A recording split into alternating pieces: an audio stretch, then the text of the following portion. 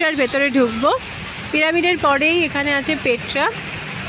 তো খুব সুন্দর করে বাইরেটাও সাজানো আছে। তো ভেতরে ঢুকি আগে, তারপর দেখাচ্ছি। আর এই দেখো এখান দিয়ে এরকম সুন্দর ব্রিজ করা আছে মাঝখান দিয়ে।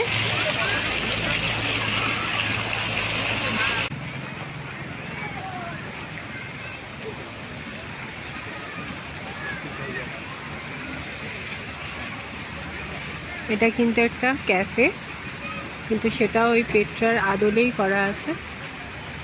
এবার ভেতরে যাব। এই হচ্ছে পেট্রার ভেতরে আমরা ঢুকছি।